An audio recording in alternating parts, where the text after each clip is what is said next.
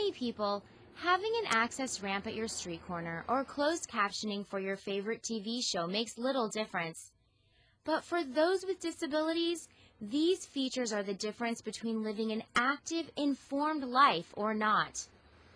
To create a community of opportunities rather than obstacles, the City of Santa Barbara has made compliance with the Americans with Disabilities Act, or ADA, a priority since its creation.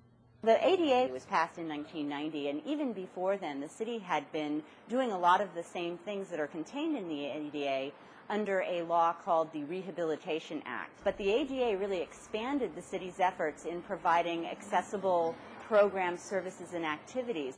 In order to expand the ADA's effectiveness and accessibility throughout Santa Barbara, city staff recently made recommendations to the City Council for changes to the Access Advisory Committee. This will take the Access Advisory Committee and expand its scope beyond just building issues and into our policies and programs and procedures, and helping us to ensure that we continue to make changes as necessary to make our city more accessible in policy ways, and then also to help us identify these opportunities in the community to increase just community-wide accessibility. They found 3 areas that could be improved upon by a reorganization. The committee can help the city prioritize accessibility projects based on the needs of the disabled community.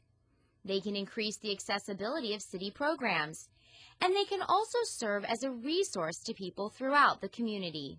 One of the exciting things that we'll be doing with our new Access Advisory Committee is identifying some of those opportunities to help our local businesses to understand and really realize how easy it is to comply with the ADA and to make some significant access changes that will enhance the lives of people with disabilities in our community.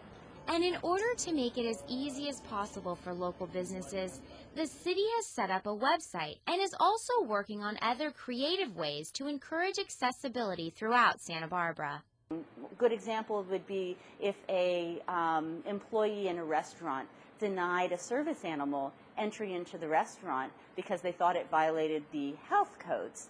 We'd be able to call the owner of the restaurant, give him a pamphlet that explains the right of service animals, and then the owner could discuss that with the employees. It's a win for the owner because they're not violating the ADA, and it's a win for the people in our community with disabilities.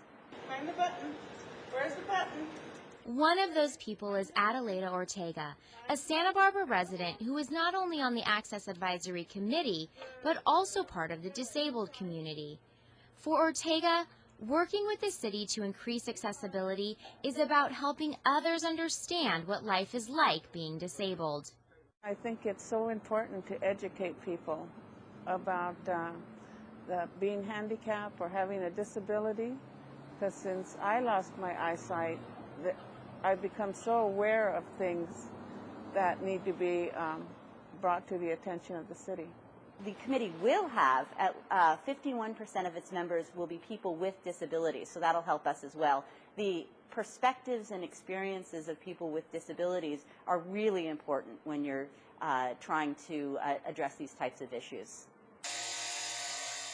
Construction projects throughout city buildings all meet ADA requirements, and by listening to the public, they are addressing highly trafficked areas that did not meet accessibility standards. The main library construction project is an excellent example of that, where it came to our attention that people who were using the main library were not able to access convenient, accessible restrooms. Once we realized that we had that problem, it was a real short turnaround in finding the funds to fund that project and to get it started.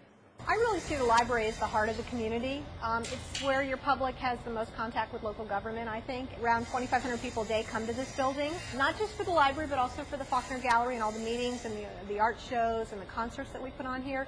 So it's very, very important that everybody who comes here is able to use the facilities, with equal access. Any one of us could become disabled tomorrow, and more of our population as they age are going to have accessibility related issues. Accessibility is a matter of civil rights. It's a matter of allowing every member of our community, regardless of how disabled they are, to participate in our community and to be able to enjoy the benefits of living in this beautiful place.